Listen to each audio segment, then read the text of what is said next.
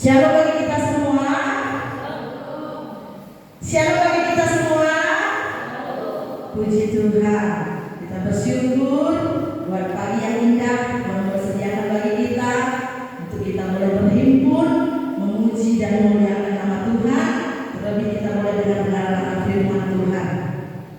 Kita buka Alkitab kita Ibrani 10 ayat yang ke-19 sampai ayat yang ke-25.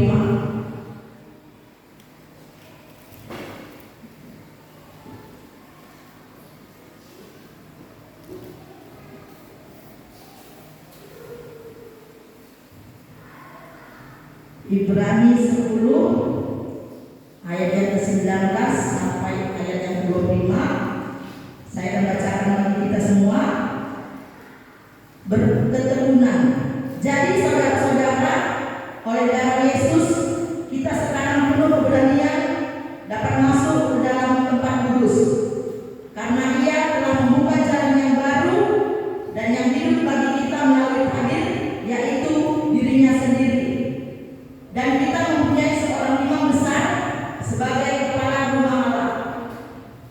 Karena itu marilah kita menghadap Allah dengan hati yang tulus ikhlas dan keyakinan iman yang teguh, oleh karena hati kita telah dibersihkan dari hati nurani yang jahat dan tubuh kita telah dibasuh dengan air yang murni.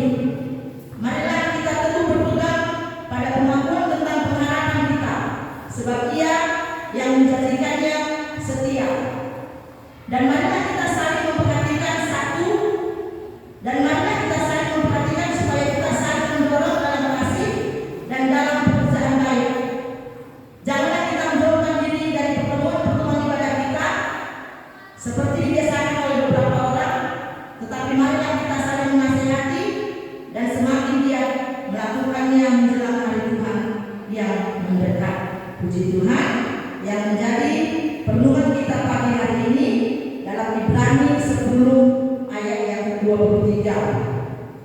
Ibrani 10 ayat yang ke-23, sama-sama kita bacakan. 1, 2 ya. Marilah kita teguh berpegang pada pengakuan tentang pengharapan kita, sebab Ia yang menjanjikannya setia. Iya, yang menjadi renungan kita pagi ini Ibrani 10 ayat 23. Marilah kita teguh berpegang pada pengakuan tentang pengharapan kita, sebab Ia yang menjanjikannya setia. Bapak Ibu yang terkasih dalam Kristus, di sini saya pelajari dalam firman Allah yang hidup dikatakan, kepada orang lain kita dapat mengatakan bahwa kita memiliki keselamatan itu, sebab Ia pasti memenuhi janji-janjinya. Kalau dalam bahasa Indonesia sehari-hari dikatakan, hendaklah kita berpegang teguh pada harapan yang kita akui, sebab Allah bisa dipercayai dan Ia akan menepati janjinya. Iya, dalam bahasa Indonesia sehari-hari ya. Tadi dalam bacaan kita dikatakan, marilah kita teguh berpegang pada pengakuan tentang pengharapan kita, sebab Ia yang menjanjikannya setia. Tema kita hari ini bertekun dalam pengharapan. Bertekun dalam pengharapan. Bapak Ibu jemaat Tuhan, Bapak Ibu yang terkasih dalam nama Yesus, tema kita bertekun dalam pengharapan. Menurut Kamus Besar Bahasa Indonesia, pengharapan berarti sesuatu yang diharapkan. Sesuatu yang diharapkan. Keinginan supaya menjadi kenyataan. Keinginan supaya menjadi kenyataan. Orang yang diharapkan, orang yang dipercaya.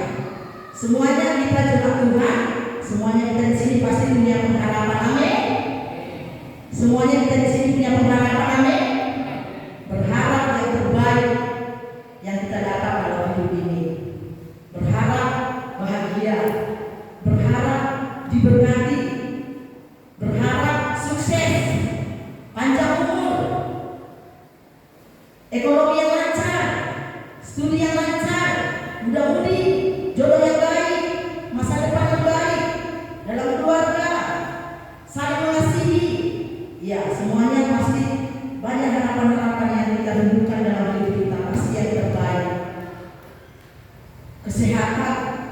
yang sering kita doakan supaya kita tetap sehat-sehat, kita boleh berharap terus hanya kepada Tuhan.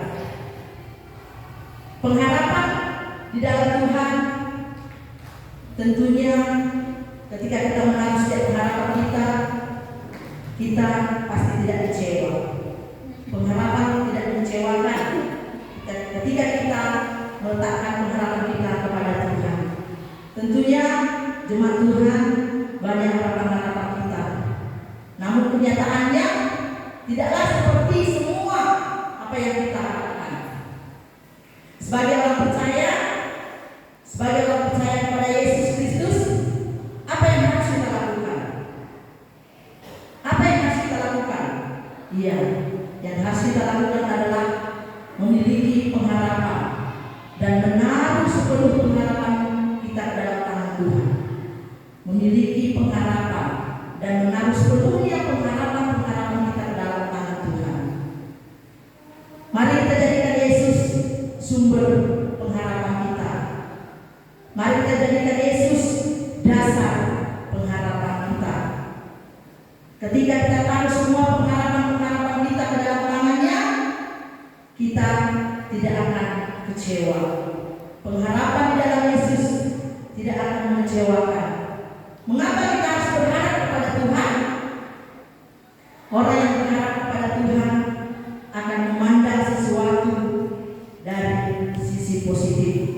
Orang yang berharap kepada Tuhan mendapat kekuatan yang baru. Mengapa kita harus mempunyai harapan sebagai orang percaya? Mengapa kita harus mempunyai harapan? Agar kita bisa bertahan melewati masa-masa sulit yang kita boleh hadapi. Mengapa kita menjadikan Yesus satu-satunya sumber pengharapan di dalam hidup kita? Karena Dialah anak domba Allah yang menghapus dosa-dosa dunia. Di dalam Dia ada penebusan melalui darahnya, ada pengampunan dosa sebagai pendamai atas dosa-dosa kita. Kita mau jadikan Yesus sumber pengharapan dalam hidup kita karena karyanya yang ajaib dalam hidup kita. Jemaat Tuhan, mari kita mau jadikan Yesus satu-satunya sumber pengharapan dalam hidup kita. Amin. Haleluya. Semuanya kita pasti punya pengharapan. Semuanya kita pasti punya kerinduan, punya pergumulan. Tapi mari kita taruh semuanya pengharapan kita ke dalam tangan Tuhan. Kita mau jadikan Yesus satu-satunya sumber pengharapan kita karena kasih-Nya, karena pengorbanannya, karena karyanya yang ajaib di dalam hidup kita. Jemaat Tuhan, bagaimana agar kita tidak putus pengharapan? Ya, seperti tadi dibacakan Ibrani 10 ayat 25 tadi ya, dikatakan jangan kita menjauhkan diri dari pertemuan-pertemuan ibadah kita. Jangan kita menjauhkan diri dari pertemuan-pertemuan ibadah kita, agar kita sebagai jemaat Tuhan bersama kita bersama menguatkan satu yang lain, satu dengan yang lain, saling mendoakan, saling mendukung. Kalau ada yang lemah, yang satu boleh menguatkan. Kalau ada yang beban berat, kita saling mendukung, menopang satu dengan yang lain. Iya, Ibrani 10 ayat 25 tadi kita boleh sama-sama baca. Ayo 1, 2, 3. Janganlah kita menjauhkan diri dari pertemuan-pertemuan ibadah kita seperti dibiasakan oleh beberapa orang, tetapi marilah kita saling menasihati dan semakin giat melakukannya menjelang hari Tuhan yang mendekat. Iya, di sini jemaat Tuhan semuanya ya, setiap hari Rabu ada yang hadir, ada yang enggak. Jadi firman Tuhan mengingatkan kita, janganlah kita menjauhkan diri dari pertemuan-pertemuan ibadah kita seperti dibiasakan oleh beberapa orang, tetapi marilah saling menasihati. Di sana kita saling mendoakan, Bapak Ibu, saling mendoakan, saling dinasihatkan oleh firman Tuhan supaya kita kuat di dalam Tuhan, supaya kita selalu menaruh pengharapan kita dalam Tuhan. Kita tahu kita semuanya jemaat Tuhan di sini punya pergumulan, punya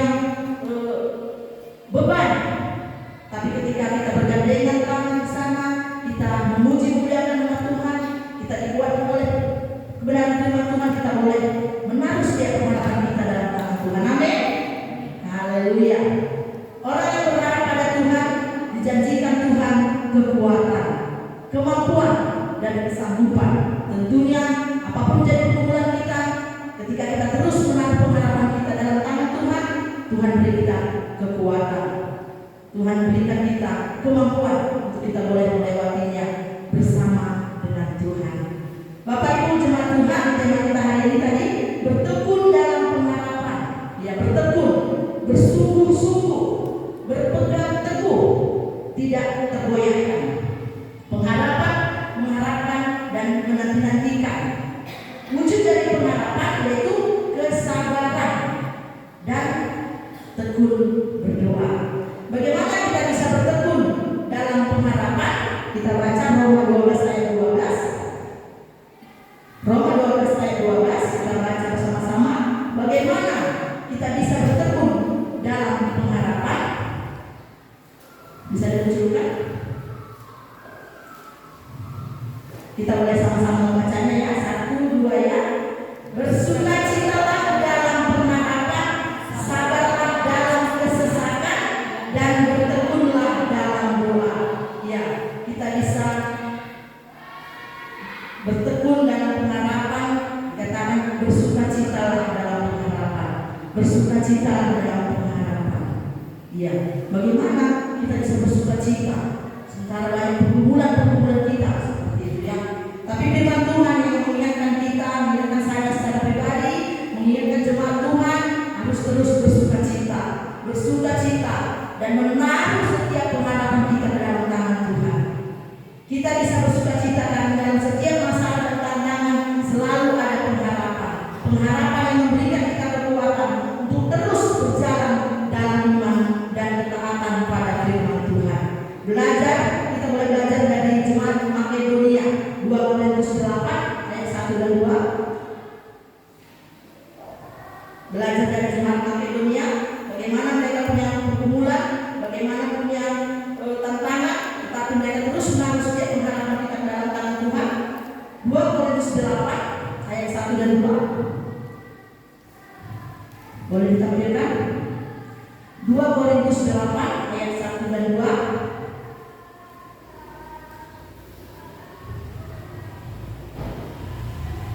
Korintus 8 ayat 1 dan 2.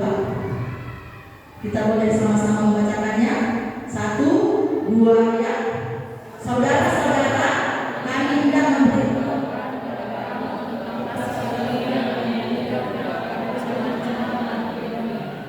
selagi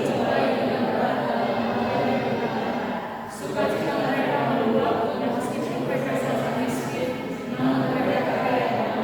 Iya, dicobai dengan berat. Ini jemaat Makedonia dicobai dengan berat dalam berbagai penderitaan, banyak penderitaan, tetapi sukacita mereka meluap, dan meskipun mereka sangat miskin, namun mereka kaya dalam kemurahan. Iya, kita bisa bersukacita karena dalam setiap masalah dan tantangan selalu ada pengharapan. Iya, ini tadi ya kita belajar dari jemaat Makedonia, bagaimana mereka punya pergumulan tapi tetap bersukacita dalam pengharapan. Dan selanjutnya tadi, sabarlah dalam kesesakan. Sabarlah dalam kesesakan. Iya, harus sabar. Mengingatkan kita harus bersabar dalam kesesakan. Ibrani 12 ayat 2. Boleh ditampilkan? Ibrani 12 ayat 2.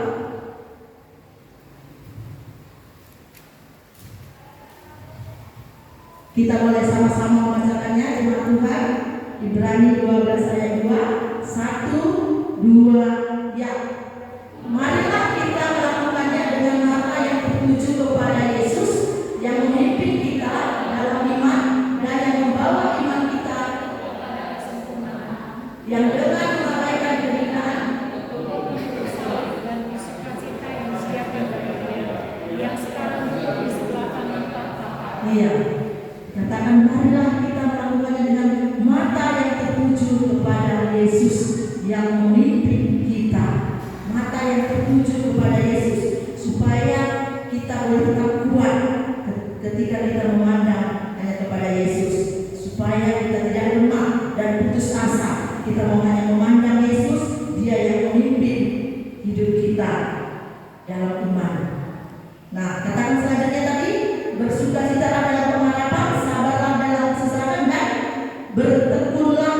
dalam doa, bertekun dalam doa. Matius 7 ayat 7.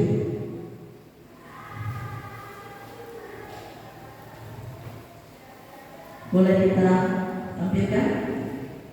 Dan kita boleh sama-sama bacanya. 1, 2, ya. Mintalah maka akan diberikan kepadamu, carilah maka kamu akan mendapat, ketoklah maka pintu akan dibukakan bagimu. Iya, mintalah akan diberi, cari akan mendapat, ketok maka pintu akan dibukakan. Iya. Bagaimana kita boleh bertekun dalam pengharapan, bersukacitalah dalam pengharapan, bersabarlah dalam kesesakan, dan bertekunlah dalam doa.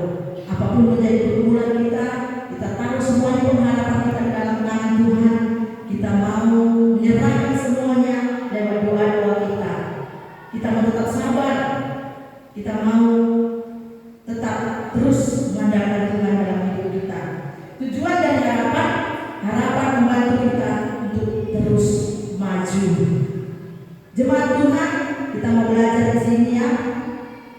Bagaimana ciri-ciri orang yang berpengharapan kepada Tuhan? Bagaimana ciri-ciri orang yang berpengharapan kepada Tuhan? Hidup percaya diri. Ya, kita semua di sini percaya diri, amin. Karena kita semua di sini menaruh pengharapan kita dalam tangan Tuhan, amin. Ya, berarti semuanya di sini berpengharapan kepada Tuhan. Ciri-ciri orang yang berpengharapan dalam Tuhan: hidup percaya diri, yakin ada kekuatan Allah yang menopang hidupnya. Nah, jemaat Tuhan, ketika kita mau terus berpengharapan dalam tangan Tuhan, kita percaya diri, yakin ada kekuatan yang dari Tuhan yang menopang akan hidup kita. Hidup penuh semangat, hidup penuh semangat, memiliki semangat hidup. Kita semua di sini, kita jemaat Tuhan yang memiliki pengharapan dalam Tuhan. Kita punya semangat, amin. Haleluya. 4 kali ya, kita semuanya punya beban, punya pergumulan. Jadi amin, agak lembut. Nah, katakan orang yang ciri-ciri orang berpengharapan dalam Tuhan tadi: hidup percaya diri, yakin kekuatan Allah menopang akan hidupnya. Hidup penuh semangat, hidup penuh semangat, memiliki semangat hidup optimis, optimis, sukacita, dan penuh rasa syukur, memiliki impian, cita-cita. Semuanya kita di sini punya impian, punya cita-cita, amin. Amin. Haleluya. Bergantung pada Tuhan dan tidak mudah menyerah. Mari jemaat Tuhan, kita menjadi orang-orang yang terus berpengharapan dalam tangan Tuhan. Kita percaya akan pertolongan Tuhan yang Tuhan akan terus nyatakan bagi kita. Asalkan kita tadi tidak menjauhkan diri dari pertemuan-pertemuan ibadah kita. Kita tidak mengandalkan kekuatan kita, tapi kita mau mengandalkan Tuhan di dalam hidup kita. Raja Daud juga dia mengandalkan Tuhan dan menaruh setiap pengharapannya dalam tangan Tuhan. Dikatakannya dalam kitab Mazmur, hanya dengan Allah saja aku tenang, sebab daripadanya lah harapanku. Iya, kita biar juga Yeremia juga dikatakan, diberkatilah orang yang mengandalkan Tuhan, yang menaruh harapannya kepada Tuhan. Kita semua jemaat Tuhan, kita taruh setiap harapan-harapan kita ke dalam tangan Tuhan, amin. Sebab hanya kepada Tuhan kita boleh mendapat ketenangan. Abraham juga menaruh setiap harapannya kepada Tuhan, menanti jawaban doa, menanti anak yang dijanjikan, walaupun dikatakannya, walaupun sebenarnya sudah tidak ada dasar untuk berharap, tapi Abraham terus berharap kepada Tuhan dan dia menerima janji Tuhan dalam hidupnya. Jemaat Tuhan, kita semuanya punya pengharapan dalam Tuhan, amin. Amin. Mudah-mudi, amin. Mudah-mudi, amin. Kaum ibu, amin. Kaum bapak, amin. Haleluya. Kita semuanya punya pengharapan dalam Tuhan. Sebagai ayat penutup, kita boleh baca Roma 15 ayat 13.